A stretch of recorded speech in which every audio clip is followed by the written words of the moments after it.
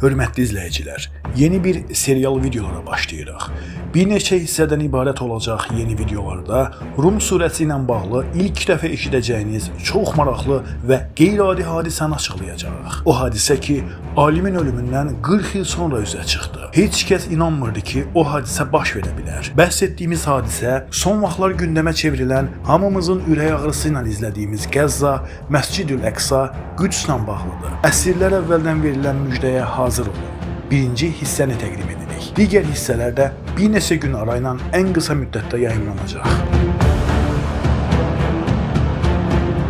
İran şahı öldürüldükdən sonra yerinə 2-ci Xosrov Pərviz gəlir. Lakin ordunun sərkərdəsi olan Bəhrəm Çubin buna izin verməyərək üsyan qaldırır. Bu vaxt Xosrov Bizansa qaçır. Həmin ölkənin imperatoru Mavrikin dəstəyi ilə Pərviz 591-ci ildə Bəhramı məğlub edərək İranda hakimiyyətə gəlir. Xosrov Pərviz bundan sonra Azərbaycanın və Gürcüstanın bir çox vilayətlərini də işğal edir. Atəşpərəstliyin məskəni olan bu dövlət getdikcə güclənsə də dostu Mavrikin ölkəsində işlər yolunda getmirdi. 602-ci ildə Bizansda dövlət çevrilişi baş verir və hakimiyyət Fokaninin əlinə keçir. Bunu görən Xosrov Pərviz köhnə dostunun qətlə yetirilməsinə biganə qala bilmədiyini söyləyərək bir il sonra 603-cü ildə Bizansa qarşı müharibə elan edir. İşin əsli dost intiqamı kimi görünsə də tam fərqli idi. Müharibənin başlaması ilə bir neçə il ərzində Xosrov Pərviz Bizansın xeyli torpağını ələ keçirdi. 610-cu ildə isə İranlılar artıq Egey dənizi sahillərinə çatırdılar. Fokanin ağır hücumların qarşısını ala bilmirdi. Bu səbəbdən ölkə başçısının dəyişdirilməsi qaçınılmaz hal almışdı. Nəticədə imperator taxtdan salınaraq yerinə Afrikadan güclü ordu ilə yardım üçün çağrılan İrakli gətirilir. Bizansla İran arasında savaş davam edərkən Ərəbistanda böyük bir hadisə baş verirdi. Uca Allah 610-cu ildə son peyğəmbərini göndərmişdi. Həzrəti Muhammed sallallahu aleyhi və səlləm ona risalətin gəldiyini yavaş-yavaş elan etməyə başlayırdı. Onun əmisi Əbu Talib Qureyşin ən öndə gedən başçılarından biri idi. Həzrəti Peyğəmbər sallallahu aleyhi və səlləm də bu ailədə doğulmuşdu. Bütün insanlar onu dürüst və hörmətli birisi olaraq tanıyırdı. Qeyd edək ki, həmin illərdə Ərəbistanda bütpərəstlik hökm sürürdü. İnsanlar öz əlləri ilə düzəltdikləri heykəllərə ibadət edir, kölələri insan yerinə qoymur, təzə doğulan qız uşaqlarını diri-diri bastırırdılar. Günah və cəhalət inanılmaz dərəcədə artmışdı.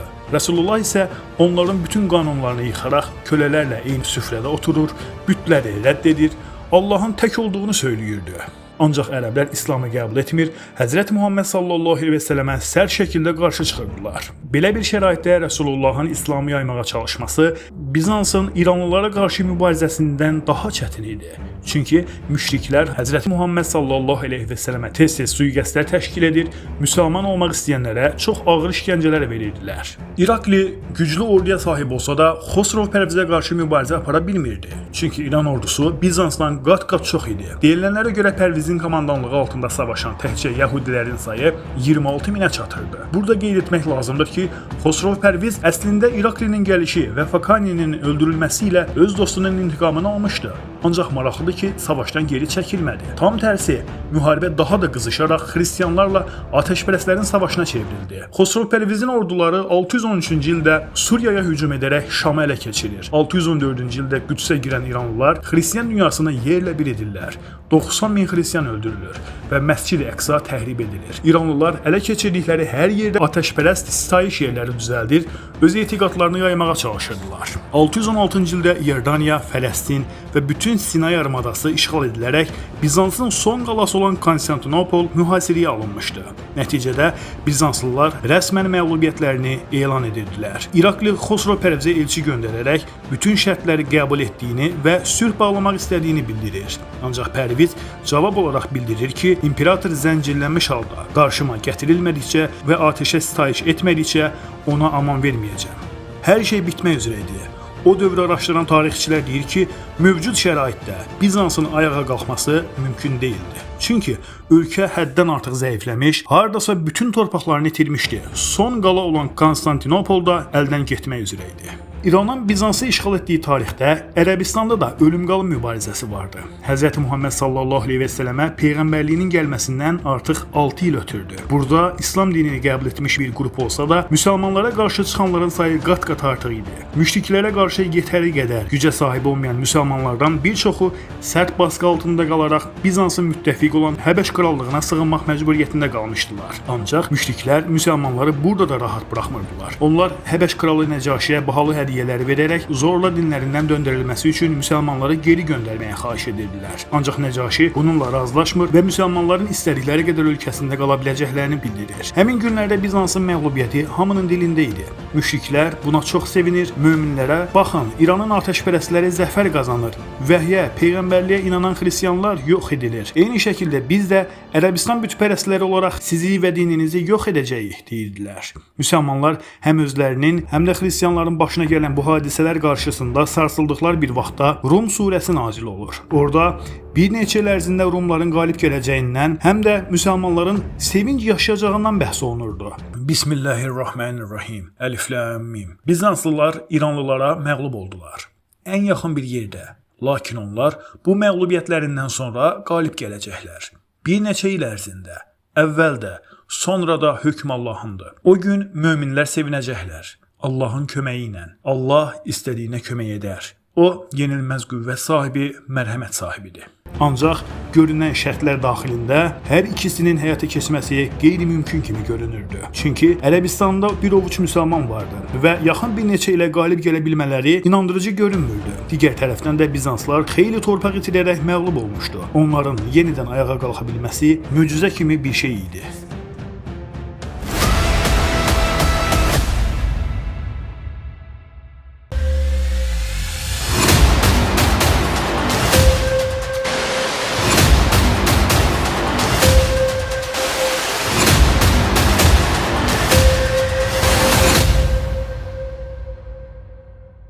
...622-ci ildə müsəlmanların bir hissəsi ağır basqılar nəticəsində öz doğma torpaqları olan Məkkədən ayrılaraq Mədinəyə hicrət etmişdilər. Rasulullah sallallahu əleyhi və səlləm isə bütün çətinliklərə rəğmən müəyyən səbəblərdən hələ də Məkkədə idi. Nəhayət o da Allahdan icazənin gəlməsi ilə Mədinəyə köç etməyə hazırlaşır. Çünki Hz. Muhammed sallallahu əleyhi və səlləmə qarşı hər an sui-qəsd ola bilərdi. Qureyş içərisində onu qoruyub qollayan təkcə əmisi Əbu Talib vardı. Onun da vəfat etməsi ilə müşriklər həddən artıq zalımlıqlar göstərərək burada qalan müsəlmanlara işgəncə edir, dinlərindən döndərməyə çalışırdılar. Həzrəti Peyğəmbəri qətlə yetirmək üçün hər cür yola əl atırdılar. Yolda onu böyük təhlükələrin gözlədiyini bildiyi halda Rasulullah sallallahu əleyhi və səlləm Məkkədən acı və həsrətlə Mədinəyə köçməyə başlayır. Resulullahın hicrətindən sadəcə bir neçə ay keçmişdi. Tarix 623-cü ili göstərirdi. İrakli son bir həmlə olaraq bütün gücünü toplayıb Konstantinopoldan uzaqlaşıb Trabzona, oradan da Qara dənizə gedir və İrana arxadan hücum hazırlıqlarına başlayır. Çünki onun başqa bir çarəsi qalmamışdı. Ya bu savaşda tamamilə yox olacaq, ya da son bir həmlə ilə İranı məğlub edəcəkdi. Nəhayət həmin ildə İrakli İrana Qara dəniz tərəfdən hücuma başlayır. Məcusilər təbii ki, belə bir şeyə inana bilmirdilər. Onlar İraklinin təslim olmasını gözləyərkən o hücuma keçmişdi və İran ordularına ağır zərbələr endirildi. 624-cü ildə böyük bir şok yaşayan İranlılar işğal etdikləri bir çox yerlərdən qovularaq çıxarılır. Nə hikmətsə həmin ildə Ərəbistanda İslam aləmi üçün böyük əhəmiyyət daşıyan Bədr döyüşü başlamışdı. Uzun bir aradan sonra Bizansın qalibiyyətə doğru addım-addım irəlilədiyi 624-cü ildə müsəlmanlarla müşriklər Mədinə ilə Məkkə arasındakı Bədr adlı yerdə qarşı-qarşıya gəlirlər. Bu döyüşdə qəlbində iman olan hər kəs müşriklərə qarşı vuruşmaq arzusunda idi. O qədər ki, yaşı az olduğuna görə Rasulullahın geri qaytardığı uşaqlar hönkür-hönkür ağlayaraq savaşa qatılmaq üçün Həzrəti Peyğəmbərdən izin almağa çalışırdılar. Hz. Muhammed sallallahu aleyhi və səlləm öndərliyində təxminən 300 səhabə vardı. Müşriklərin ordusu isə 1000 nəfərdən çox idi. Müsəlmanlar qat-qat az olmalarına baxmayaraq müşriklərlə savaşa girirlər. Çünki onlar inanırdılar ki, Allahın yardımı ilə necə az ordular özlərindən sayca çox olanlara qalib gələ bilərlər. Bu barədə Ali İmran surəsi 124 və 125-ci ayələrə baxın. Orada müşriklərin səfində döyüşənlərdən biri həmin onları belə xatırlayır. Bədr günü göylə yer arasında Alaca atlar üstündə ağbənizli və sarıqlı adamlar gördüm ki, onlar bizimkiləri öldürür, əsir edirdilər. Bu döyüşdə müşrik ordusu 70 nəfər itki verir.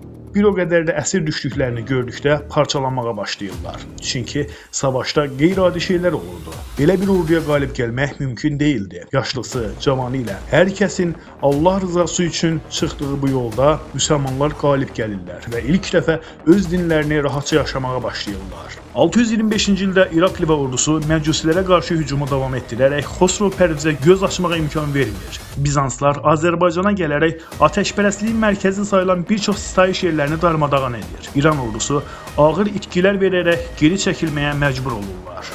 Beləcə Rum surəsinin ilk 5 ayəsindəki xəbərlər bir-bir çıxmış oldu. 3-cü ayədə Rumların məğlubiyyətindən sonra qalib gələcəyindən bəhs edilir. 623-625-ci illərdə bu xəbər gerçəkləşir. 4-cü ayədə o gün müsəlmanlar sevinəcəklər buyurulur. Eynilə bu hadisə də olduğu kimi çıxır. İlk olaraq müsəlmanlar tərəflərini saxladıkları Bizansın qalibiyyəti ilə sevinirlər. Çünki qarşı tərəfdə atəşpərəstlər vardı. Bunlar Ərəbistan müşrikləri ilə eyni etiqada sahib olduqlarından gələcəkdə müsəlmanlara qarşı çıxacaq. Digər tərəfdən də İslam hələ yenicə yayılmağa başlayır. Ərəbistan xaricinə çıxmamışdı. Dolayısıyla xristianlar bunu eşidib açıq şəkildə inkar etmədikləri səbəbilə hələ də haqq yolunda sayılırdılar. Ən böyük sevinc isə Rum hadisəsindən bir neçə ay keçməmiş İslam dini üçün varlıq savaşının verildiyi Bədir döyüşündə müşriklərə qarşı qalibiyyətlə yaşanır. Müsəlmanlar sevinc üstünə sevinc yaşayırlar. Sonra möcüzəli şəkildə 4-cü ayın əvvəlində verilən xəbər gerçəkləşir. Orada bütün bu hadisənin baş vermə tarixi Ərəbcədə bid'əsinin sözləri ilə göstərilir. Bu ifadə ərəb dilində 3-dən 10-a qədər olan rəqəmləri təmsil edir. Bu o deməkdir ki, Rum surəsində verilən müjdələr maksimum 10 il ərzində ortaya çıxacaq. Diqqət edin, 616-cı ildə Bizanslar məğlub olurlar. 623-cü ildə ilk dəfə qalib gəlməyə başlayır. 625-ci ildə isə tam zəfər qazanırlar. Müharibəni uduzduqları vaxtdan ilk qalibiyyətə qədər 7 il, tam zəfərin qazanılmasına qədər isə 9 il keçir. Bu iki tarixin hansını qəbul ediriksə edək, Qurandakı bid'əsinin ifadəsinə uyğun gəlmiş olur. Qurandakı bu möcüzəni gördükdən sonra bir çox insan İslam dinini qəbul etməyə başlayır. Quran möcüzələrindən biri də Rum surəsi ilk ayələrini 7 qiraət formalarından biri ilə oxuduqda ortaya çıxır.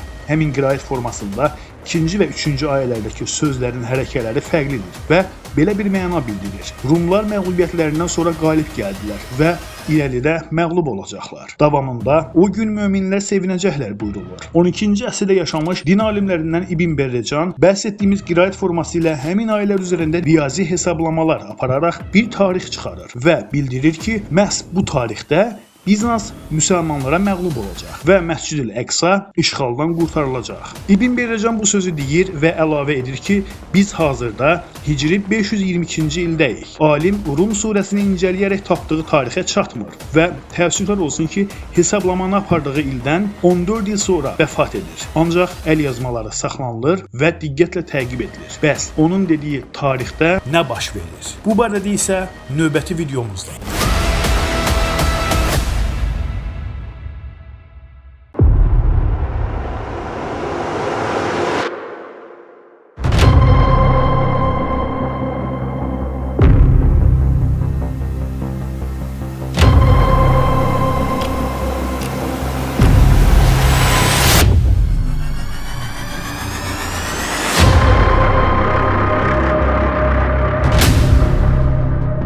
İbn Berrecan bəhs etdiyimiz hesablamanı ərəblərin ən qədim təqvimlərindən biri ilə hesablayır. Həmin təqvimdə 1 il, bildiyimiz 12 ay deyil, 1000 ay olaraq göstərilir. İbn Berrecan hesablama zamanı məhz bu təqvimdən istifadə edir. Alim Rum surəsi 4-cü ayədə Bizansların qalib gələcəyi tarixi bildirən bir neçə il ifadəsinin 7 rəqəmini göstərdiyini söylüyor. Digər hissədə də qeyd etdiyimiz kimi Bizanslar məğlub olduqdan tam 7 il sonra ilk qalibiyyətlərini əldə etdilər. Berrecan deyir ki, bəhs etdiyimiz həmin 7 rəqəmi bir neçə mənada işlədilir. Birincisi 12 aylıq təqvimdəki mənasıdır ki, bu İranın məğlubiyyəti ilə yerinə yetdi. İkincisi, bildiyimiz 1000 ayın 1 il olduğu təqvimin 7 ilini bizim təqvimə çevirəndə ortaya çıxır. Bunun üçün ilk olaraq 1012-yə bölünür, 83,3 rəqəmi alınır. Deməli, oranın 1 ili bizim 83,3 ilimizə bərabərdir. Daha sonra 83,3 rəqəmi 7-yə vurulur. və 583 rəqəmi alınır. Yəni haqqında danışdığımız qeyri-adi təqvimdə 7 il, hicri təqvimdə 583-cü ilə bərabərdir. İbn Berrecan hicri 522-ci ildə yuxarıdakı hesablamanı aparır və deyir ki, 583 tarixində müsəlmanlar qalib gələcək və Məscid-ül-Əqsa işğaldan qurtulacaq. Alim bu sözü dedikdən 14 il sonra 536-cı ildə vəfat edir. Onun dediyi tarixin gəlməsinə isə hələ 47 il vardı.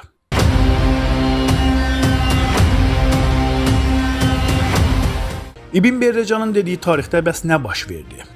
İbn Berrecanın yaşadığı dövrdə vaxtilə Həzrət Ömərin ələ keçirdiyi Məscid-Əqsanın olduğu müqəddəs torpaqlar xaçpərəstlərin əlində idi. Bu savaş İslam torpaqlarının genişləndiyini görən Bizansın təkidi ilə başlamışdı. İmperator Papaya müraciət edərək müsəlmanlara qarşı hücum təşkil etmək istədiyini bildirir. Nəticədə Avropalı katolik xristianlardan ibarət 600 minlik ordu xaç yürüyüşü adı altında 1095-ci ildən başlayaraq müsəlmanlara aid əraziləri ələ keçirməyə başlayır. Onların İslam torpaqlarındakı hökmranlığı 90 ildən çox davam edir. Həmin dövrdə bu işğalı sona yetirə biləcək bir komandan vardı. Selahaddin Əyyubi.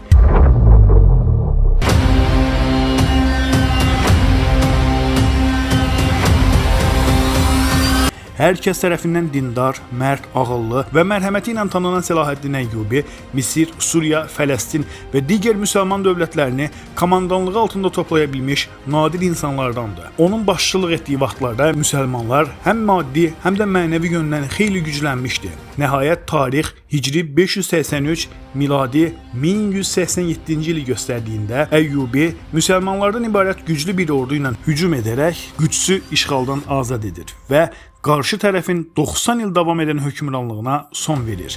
Müqəddəs torpaqlardan geri çəkilməyə məcbur qalan Bizans və tərəfdarları bu məğlubiyyəti həzm edə bilməyərək yenidən hücuma keçirlər. Ancaq Selahaddin Əyyubi 3-cü xaç yürüşünün də qarşısını alır. Müsəlmanların müqəddəs torpaqları azad etdiyi 1187-ci il İbn Berrecanın 51 il öncə uca Allahın ayələrini incələyərək bildirdiyi hicri 583-cü ildir. Yəni 583-cü ili miladi təqvimə çevirdiyimizdə 1187 alınır. Beləcə uca Allahın ayələrinin bir möcüzəsi də ortaya çıxmış oldu. Böyük din alimlərindən İbn Arabi bir kitabında İbn Berrecanın hesablamasını incələdikdən sonra təsirlənir və doğru olduğunu söyləyir. Ayrıca özünün də əbcəd hesabı ilə həmin tarixi tapdığını bildirir.